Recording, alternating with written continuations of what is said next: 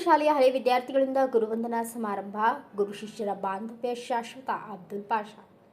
ಉತ್ತಮ ಶಿಕ್ಷಕರು ಮತ್ತು ವಿದ್ಯಾರ್ಥಿಗಳ ನಡುವಿನ ಸಂಬಂಧ ಶಾಲೆ ಕಲಿಕೆಗೆ ಮಾತ್ರ ಸೀಮಿತವಾಗಿರುವುದಿಲ್ಲ, ಅದು ಶಾಶ್ವತವಾಗಿರುವುದು ಎಂದು ಸುರಪುರ ಪ್ರೌಢಶಾಲೆ ಮುಖ್ಯ ಶಿಕ್ಷಕರು ಅಬ್ದುಲ್ ಪಾಷಾ ತಿಳಿಸಿದರು. ತಾಲೂಕಿನ ಮಟಕಿ ಗ್ರಾಮದ ಸರ್ಕಾರಿ ಪ್ರೌಢಶಾಲೆಯಲ್ಲಿ ಭಾನುವಾರ 2002, 2003 ಹಾಗೂ 4ನೇ ಸಾಲಿನ ಶೈಕ್ಷಣಿಕ ಸಾಲಿನ ಹಳೆ ವಿದ್ಯಾರ್ಥಿಗಳಿಂದ ಹಮ್ಮಿಕೊಂಡ ಗುರುವಂದನಾ ಸಮಾರಂಭದಲ್ಲಿ ಸನ್ಮಾನ ಸ್ವೀಕರಿಸಿ ಮಾತನಾಡಿದರು. ಇಂದು ಬೆಳೆದು ದೊಡ್ಡವರು ಆಗಿದ್ದಾರೆ. ನಿಮ್ಮ ಜವಾಬ್ದಾರಿ ಹೆಚ್ಚಿವೆ. ಶಿಕ್ಷಕರು ಮತ್ತು ವಿದ್ಯಾರ್ಥಿಗಳ ನಡುವೆ ಪರಸ್ಪರ ಗೌರವ, ಪ್ರೀತಿ ಬೆಳೆದಷ್ಟು ಶಾಲೆಯ ವಾತಾವರಣ ಉತ್ತಮವಾಗಿರಲಿದೆ ಎಂದರು. ಕ್ಷೇತ್ರ ಶಿಕ್ಷಣಾಧಿಕಾರಿ ಅಣ್ಣಪ್ಪ ಹಾದಿಮನಿ ಅಧ್ಯಕ್ಷತೆ ವಹಿಸಿ ಮಾತನಾಡಿ, ಉತ್ತಮ ಶಿಕ್ಷಕರು ತಮ್ಮ ಕೈಯಲ್ಲಿ ಕಲಿತ ವಿದ್ಯಾರ್ಥಿಗಳ ಸಾಧನೆ ಮತ್ತು ಯಶಸ್ಸಿನಲ್ಲಿ ಸಿಗುವ ಸಂತೃಪ್ತಿಯೂ ನೀಡಲಿದೆ ಎಂದು ತಿಳಿಸಿದರು. ನಿವೃತ್ತ ಶಿಕ್ಷಕ ಶ್ರೀಮಂತ ಜಡ್ಡಿ ಮಾತನಾಡಿ, ಪ್ರಸ್ತುತ ದಿನಗಳಲ್ಲಿ ವಿದ್ಯಾರ್ಥಿಗಳು ಮೊಬೈಲ್ ಆಕರ್ಷಣೆಗೆ ಒಳಗಾಗುತ್ತಿದ್ದಾರೆ. ಸಂಸ್ಕಾರ, ಸೌಜನ್ಯ ಹಾಗೂ ನೈತಿಕ ಮೌಲ್ಯಗಳು ಕಣ್ಮರೆಯಾಗುತ್ತಿವೆ ಎಂದರು.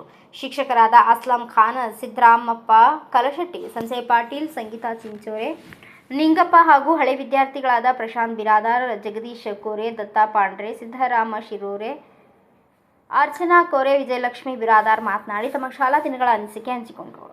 ನಿವೃತ್ತ ಮುಖ್ಯ ಶಿಕ್ಷಕ ಸಿದ್ದಣ್ಣ ಬಾಸಗಿ, ನಿವೃತ್ತ ಶಿಕ್ಷಕರಾದ ಶಿವರಾಜ ಸ್ವಾಮಿ, ಸರಳಾ ಕುಲಕರ್ಣಿ, ಚೆನ್ನಮ್ಮ, ಜ್ಯೋತಿ, ಕಾಳಪ್ಪ, ವಿಮಲಾ ಹಾಗೂ ಗ್ರಾಮ ಪಂಚಾಯತ್ ಸದಸ್ಯ ರೇವಪ್ಪ ಮುಲ್ಲಗೆ, ಅಶೋಕ ಗಾಣೂರೆ, ರೇಖಾ ಬಿರಾದಾರ್, ಸಂಜೀವ್ಕುಮಾರ್ ಚಿಂಚೋಳೆ, ಶೋಭಾಂಗಿ, ಜಾವುದ್ದೀನ್ ಹೆಬಳಿ, ಶಂಕರ್ ಬಿರಾದಾರ್, ಮುಮ್ತಾಜ್ ಶೇಖ್ ಉಪಸ್ಥಿತರಿದ್ದರು. ಮೊದಲು ನೆಚ್ಚಿನ ಶಿಕ್ಷಕರನ್ನ ಮುಖ್ಯ ದ್ವಾರದಿಂದ ವಿದ್ಯಾರ್ಥಿಗಳು ಸತಿ ಸಾಲಿನಲ್ಲಿ ನಿಂತು ಪುಷ್ಪವೃಷ್ಟಿಗೈದು ಒಳಗೆ ಸ್ವಾಗತಿಸಿದರು. ನಂತರ ಎಲ್ಲ ಶಿಕ್ಷಕರು ಸನ್ಮಾನಿಸಿ ನೆನಪಿನ ಕಾಣಿಕೆಯನ್ನು ನೀಡಿದರು. ಹಲವು ವಿದ್ಯಾರ್ಥಿಗಳು ಅಚ್ಚುಮೆಚ್ಚಿನ ಶಿಕ್ಷಕರೊಂದಿಗೆ ಫೋಟೋ ಕ್ಲಿಕ್ಕಿಸಿಕೊಂಡು ಸಂಭ್ರಮಿಸಿದರು.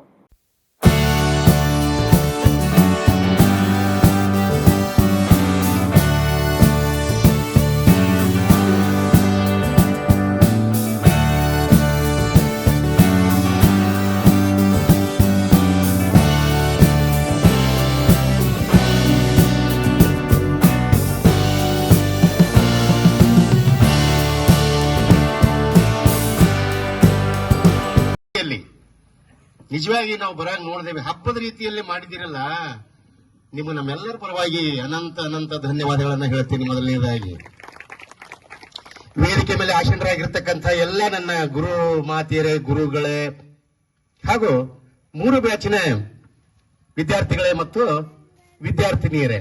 ಯಾಕಂದ್ರೆ ಈ ವಿದ್ಯಾರ್ಥಿಗಳು ಮತ್ತು ವಿದ್ಯಾರ್ಥಿನಿ ಅನ್ನೋದನ್ನು ಕೂಡ ಜರ ಆಭಾಸ ಆಗ್ತದ, ಹೌದಲ್ಲ?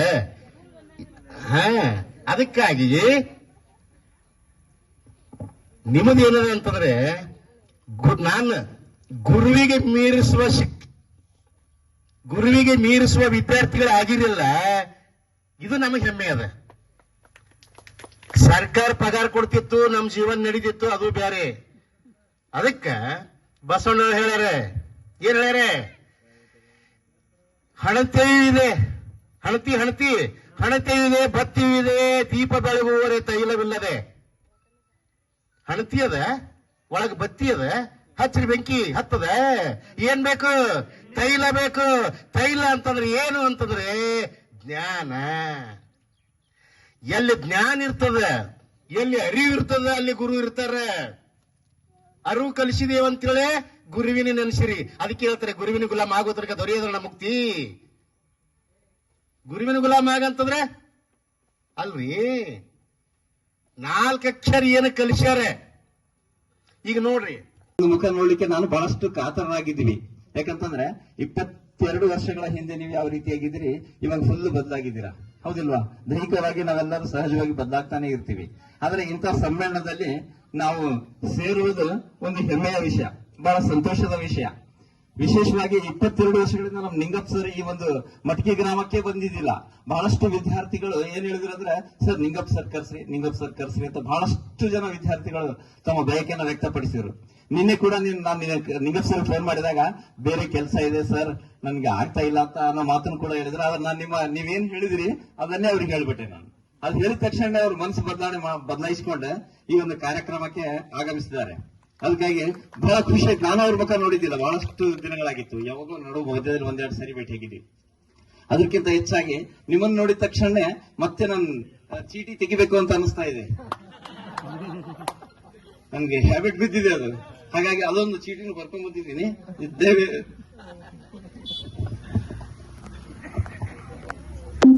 ವಿದ್ಯೆ ಇದ್ದು ಏನು ಪ್ರಯೋಜನ ವಿಚಾರವಿಲ್ಲದಿದ್ದರೆ, ಹಣ ಇದ್ದು ಏನು ಪ್ರಯೋಜನ ಗುಣ ಇಲ್ಲದಿದ್ದರೆ, ತಲೆ ಇದ್ದು ಬುದ್ಧಿ ಇಲ್ಲದಿದ್ದರೆ ಏನು ಪ್ರಯೋಜನ, ಮಾತು ಗೊತ್ತಿದ್ದು ಏನು ಪ್ರಯೋಜನ ನೀತಿ ಇಲ್ಲದಿದ್ದರೆ, ಗುರು ಇದ್ದು ಏನು ಪ್ರಯೋಜನ ಅರಿವು ಇಲ್ಲದಿದ್ದರೆ, ಸುಖ ಇದ್ದು ಏನು ಪ್ರಯೋಜನ ಶಾಂತಿ ಇಲ್ಲದಿದ್ದರೆ, ಗುಡಿ ಇದ್ದು ಏನು ಪ್ರಯೋಜನ ದೇವರೇ ಇಲ್ಲದಿದ್ದರೆ, ಅಲಂಕಾರ ಇದ್ದು ಏನು ಪ್ರಯೋಜನ ನಮ್ಮೆಲ್ಲರ 2002, 3 ಮತ್ತು 4ನೇ ಬ್ಯಾಚಿನ ವಿದ್ಯಾರ್ಥಿಗಳ ಮುಖದಲ್ಲಿ ಹೂನಗೆ ಇಲ್ಲದಿದ್ದಾರೆ.